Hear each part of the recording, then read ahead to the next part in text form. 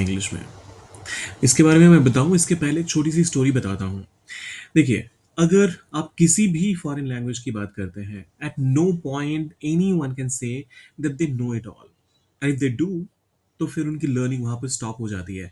ये कुछ ही दिन पहले मैं एक रील्स स्क्रॉल कर रहा था और उसी में मुझे आर माधवन का एक वीडियो दिखा जिसमें he was talking about how the moment he talks about a certain dish, उनके मुँह में पानी आ जाता है।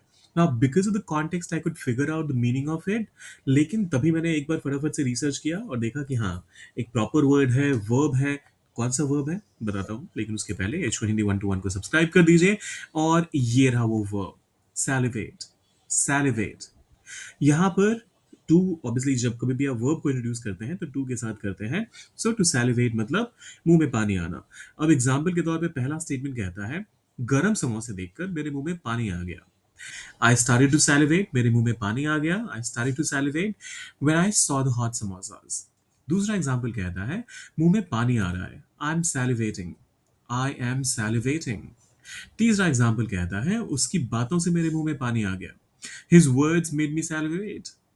His words made me salivate. यहाँ पर एक और चीज जिस पे मैं आपका ध्यान लाना चाहूंगा। देखिए, कुछ भी होता है ना, जब किसी लालची इंसान के सामने मान लीजिए आप कहें कि मैं तुम्हें 10 करोड़ रुपए देने वाला हूँ, तो उसकी आंखों में जो चमक आती है, उसके मुंह से जो पानी टपकता है, लार टपकता है, उस केस में भी आप सैलिवेट का इस्तेमाल कर सकते हैं। तो इसका इस्तेमाल लिटरल किसी खाने को देखकर जब आप बहुत ज्यादा एक्साइटेड हो जाते हैं उस केस में भी करते हैं, और जब आप कुछ यूं कहना चाहते हैं कि किसी एक चीज को देखकर, किसी एक चीज के बारे में सुन के किसी के मुंह में पानी आ गया, लालच वाला पानी, तो उस केस में भी आप सैलिवेट का इस्तेमाल कर सकते हैं। अब ये आखिरी वाला आप ट्रांसलेट कर दीजिए, पिज्जा की खुशबू से मुंह में पानी आ गया। इसको कैसे कहेंगे इंग्लिश में? सोचिए, डालिए कमेंट सेक्शन में, और जाने से पहले सब्सक्राइब, लाइक और शेयर कर दीजिएगा। मिलते हैं जल्दी।